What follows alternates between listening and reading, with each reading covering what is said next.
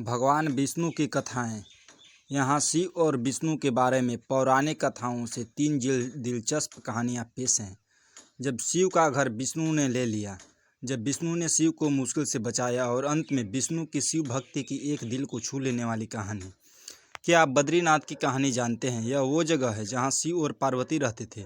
यह उनका घर था। एक दिन नारायण यानी विष्णु के पास नारद गए और बोले, आप मानवता के लिए एक खराब मिसाल हैं। आप हर समय शेषनाग के ऊपर लेटे रहते हैं। आपकी पत्नी लक्ष्मी हमेशा आपकी सेवा में लगी रहती है और आपको लाड करती रहती है। इस ग्रह के अन्य प्राणियों के लिए आप अच्छी मिसाल नहीं बन पा रहे हैं। आपको सृष्टि के सभी जीवों के लिए कुछ अर्थपूर्ण कार्य करना चाहिए। इस आलोचना से बचने और साथ ही अपने उत्थान के लिए भगवान को भी ऐसा करना पड़ता है। विष्णु तप और साधना करने के लिए सही स्थान की तलाश में नीचे हिमालय तक आए। वहाँ उन्हें मिला बद्रीनाथ, एक अच्छा सा छोटा सा मकान जहाँ सब कुछ वैसा ही था जैसा उन्होंने सोचा था। साधना के लिए सबसे आदर्श जगह लगी उन्हें यह। वह उस घर के अंदर घुसते ही उन्हें पता चल गया कि यह तो शिव का निवास है और वह तो बड़े खतरनाक व्यक्ति हैं।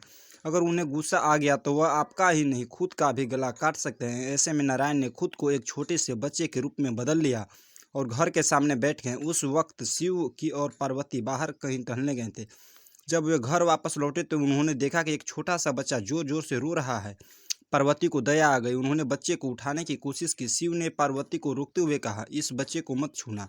पार्वती ने कहा, कितने क्रूर हैं आप, कैसी नासमझी की बात कर रहे हैं। मैं तो इस बच्चे को उठाने जा रही हूँ, देखिए तो कैसे रो रहा है। शिव बोले, तो तुम देख रही हो, उस पर भरोसा मत करो। मैं कह रहा हूँ ना, इस बच्चे को मत उठाओ। बच्चे के लिए पार्वती की इस त्रिशूल मनोभावना ने उन्हें शिव की बातों को कहीं मानने नहीं दिया। उन्होंने कहा, आप कुछ भी कहें, मुझे कोई फर्क नहीं पड़ता। मेरे अंदर की माँ बच्चे को इस तरह रोते नहीं देख सकती। मैं तो इस बच्चे को जरूर उठाऊंगी। और यह कहकर उन्होंने बच्चे को उठाकर अपने गोद में ले लिया। बच्चा पार्वती की गोद में आराम से था और शिव की तरफ बहुत ही खुश होकर देख रहा था। शिव इसका नतीजा जानते थे, लेकिन उन्हें तो क्या करे, इसलिए उन्होंने कहा, ठीक है, चलो देखते हैं क्या होता है। पार्वती ने बच्चे को खिला पिलाकर चुप किया और वहीं घर पर छोड़कर खुद शिव के साथ गर्म पानी से स्नान के लिए बाहर चली गई। वहाँ पर गर्म पानी के कुंड हैं। उसी कुंड पर स्नान के लिए शिव पार्वती चले गए। लौटकर आए तो देखा कि घर अंदर से बंद था। शिव तो जानते ही थे कि सब खेल शुरू हो गया है। पार्वती हैरान थी कि आखिर दरवाज़ा किसने बंद किया। शिव बोले, मैंने कहा था ना, इस बच्चे को मत उठाना। तुम बच्चे को घर के अंदर लाई और अब उसने घर का दरवाज़ा बंद कर लिया है। पार्वती ने कहा, अब हम क्या करें। शिव के पास दो विकल्प थे। एक, जो भी उनके सामने है उसे जलाकर भस्म कर दे, और दूसरा, वे वहाँ से चले जाएं और कोई रास्ता ढूंढ लें। उन्होंने कहा, चलो कहीं और चलते हैं, क्योंकि यह तो तुम्हारा प्यारा बच्चा है, इसलिए मैं इसे छू भी नहीं सकता। हम अब कुछ नहीं कर सकता। चलो कहीं और चलते हैं। इस तरह शिव और पार्वती को अवैध तरीके से वहाँ से निष्कासित कर दिया गया। वे दूसरी जगह तलाश करने के लिए पैदल ही निकल पड़े।